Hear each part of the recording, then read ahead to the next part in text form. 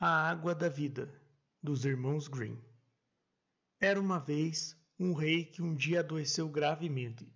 Seus 3 filhos, pensando que o pai ia morrer, estavam chorando no jardim, quando apareceu um velho e perguntou a razão de tanta tristeza. Ao saber o que acontecia, ele disse: "A água da vida pode curar o rei, mas é muito difícil de conseguir." Quando o rei soube que seu filho mais velho queria sair em busca da água da vida, disse que não consentiria, pois a viagem era muito perigosa. O rapaz, porém, pensava que se conseguisse a água, o pai lhe daria o trono. E assim, tanto insistiu que o rei acabou concordando com a viagem. Depois de alguns dias a cavalo, ao atravessar uma floresta, o príncipe encontrou um anão, feio e mal vestido, que lhe perguntou aonde ia. O rapaz, muito grosseiramente, respondeu, apressando o cavalo: "Não é da sua conta, coisa ridícula." O anão, furioso, lançou uma maldição, aprisionando o príncipe e o cavalo entre 2 barrancos, onde ficaram passando frio, fome e sede. Vendo que o irmão não voltava, o segundo filho resolveu buscar a água da vida. O rei, ao saber dos planos do filho, não deixou o rapaz partir, mas ele tanto insistiu que o pai acabou cedendo. Quando atravessava a floresta, o príncipe encontrou o mesmo anão, sujo e mal vestido, que lhe perguntou para onde ia com tanta pressa. O rapaz, tão arrogante como o irmão, respondeu esporeando o cavalo: "Sai da frente, coisa nojenta." O anão lançou outra maldição, e pouco depois o príncipe acabou entalado entre os barrancos, como o seu irmão mais velho. Vendo que os irmãos não voltavam, o filho mais novo pediu para sair em busca da água da vida. O rei disse que não, mas tanto o rapaz insistiu que o pai acabou cedendo. O príncipe seguiu em direção à floresta, e quando o anão lhe perguntou para onde ia, parou seu cavalo e disse educadamente: "Vou procurar a água da vida, um remédio que pode salvar da morte o meu pobre pai. O senhor sabe onde posso encontrar?" O anão respondeu: "Como você foi bem educado comigo, vou indicar o caminho. Preste atenção ao que eu digo. Ao sair da floresta, não entre no desfiladeiro que está à frente. Vire à esquerda e continue até chegar a uma encruzilhada. Ali você deve tomar o caminho à direita, que leva a um castelo encantado. O castelo tem um grande portão de ferro, que só vai se abrir se você o tocar 3 vezes com esta varinha." O anão deu ao rapaz uma varinha de madeira e continuou: "Logo à entrada, você vai encontrar 2 leões ferozes. Jogue estes bolos para os animais e eles ficarão mansos. Depois, vá até o pátio do castelo, pois é lá que está a fonte da água da vida. Você deve pegar a água antes que soe a última das 12 badaladas no relógio da torre. Nesse momento, o portão se fechará, e se você se atrasar, ficará preso no castelo." O príncipe agradeceu a ajuda e seguiu seu caminho. Quando chegou ao castelo, bateu com a varinha 3 vezes no imenso portão e ele se abriu. Ao entrar, os 2 leões avançaram com as bocas escancaradas, mas o príncipe atirou os bolos e eles adormeceram. Como ainda era cedo, resolveu ver o que havia dentro do castelo. Subiu as escadas e atravessou os salões, onde encontrou muita gente dormindo. Em uma das salas, sobre uma mesa, viu uma espada e um saquinho de trigo, que levou consigo pensando que podiam ser úteis.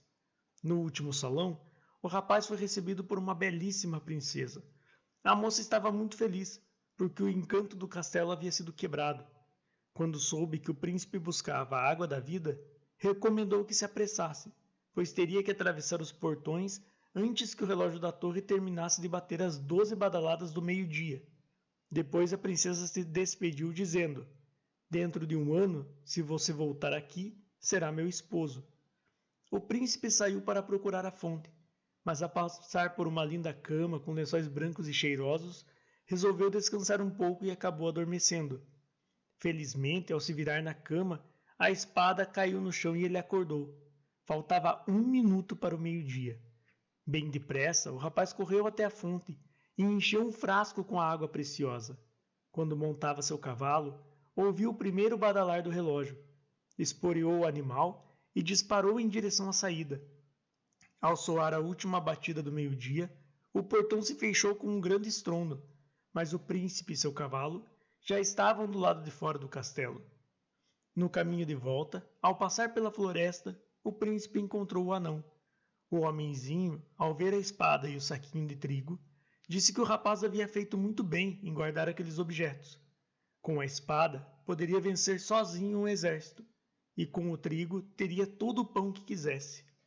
O príncipe perguntou se o anão sabia de seus irmãos, e quando descobriu que estavam amaldiçoados, ficou muito triste e pediu que fossem liberados. O anão, que simpatiza com o príncipe, disse que os libertaria, mas avisou: "Você vai se arrepender de ajudar seus irmãos. Não confie neles, pois seu coração é mau e orgulhoso." Pouco depois, os 3 irmãos se encontraram na estrada, e o príncipe, muito feliz, contou todas as coisas boas que haviam lhe acontecido. De volta para casa, passaram por um reino em guerra. O rei lutava desesperadamente para salvar seu povo, que estava faminto, cercado pelos exércitos inimigos. Com a ajuda do saco de trigo e da espada mágica, o príncipe derrotou os invasores e encheu os celeiros do reino. Depois dessa aventura, para encurtar a viagem, os príncipes embarcaram em um navio. Durante a travessia, os irmãos, cheios de inveja, começaram a conspirar contra o rapaz. Enquanto ele dormia, roubaram o frasco e trocaram a água da vida por água salgada. Também tentaram roubar a espada e o saquinho de trigo, mas os objetos desapareceram de forma misteriosa, assim que foram tocados por eles.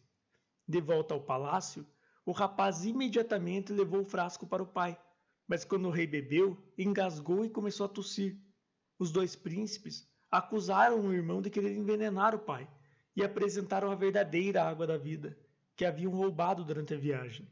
Assim o rei bebeu, levantou-se da cama bem disposto e cheio de saúde. O príncipe ficou muito magoado com os irmãos e não sabia o que fazer para se defender de suas acusações. Quanto ao rei, que havia acreditado nos filhos mais velhos, pensando que o filho mais novo tentara assassiná-lo, chamou seu caçador e ordenou que matasse o rapaz. Alguns dias depois, o príncipe foi caçar na floresta, acompanhado do caçador, e percebeu que o homem estava muito triste. Perguntou a razão da tristeza, e o caçador respondeu que não podia falar. O rapaz insistiu, e o homem acabou contando que estava ali por ordem do rei, para matar o príncipe. Muito infeliz com a revelação, o rapaz disse que não merecia morrer, e propôs ao caçador: "Vamos trocar nossas roupas, depois irei embora do reino." O caçador trocou suas roupas velhas pelas roupas do príncipe, e deixou o rapaz ir embora. Pouco depois chegou ao palácio o embaixador do reino, que havia sido ajudado pelo filho mais novo do rei, trazendo muitos presentes, em agradecimento por tudo o que o príncipe havia feito pelo seu povo. Diante disso, o velho rei começou a pensar que talvez houvesse se enganado, e arrependido suspirava pelos cantos. "Ah, se meu filho ainda estivesse vivo!" Ao saber do arrependimento do rei, o caçador contou o que havia acontecido. O pai, aliviado, mandou que procurassem o rapaz, mas ninguém o encontrou, pois o príncipe, ajudado pelo anão, havia se mudado para outro reino, distante dali. O tempo passou, e ao se completar 1 ano, a princesa mandou construir na entrada do seu castelo uma linda avenida, calçada com pedrinhas de ouro e brilhantes. Quando ficou pronta, ela avisou aos criados: "O meu futuro esposo logo vai chegar. Virá a galope pelo meio da avenida, mas se aparecerem outros pretendentes cavalgando à beira da estrada, devem ser expulsos a chicotadas." O irmão mais velho, pensando que podia se apresentar no castelo e se casar com a princesa, ao ver a avenida revestida de ouro e brilhantes, não quis que o cavalo estragasse aquela riqueza, que já considerava sua. Então seguiu pela beira do caminho. Quando chegou diante do portão e disse ser o noivo da princesa, todos riram e o receberam a chicotadas. Pouco tempo depois veio o segundo príncipe, e fez como o irmão, levando o cavalo para trotar na terra, ao lado da avenida de ouro e brilhantes. Ao se apresentar como noivo da princesa, teve a mesma sorte do irmão mais velho, e foi expulso a chicotadas.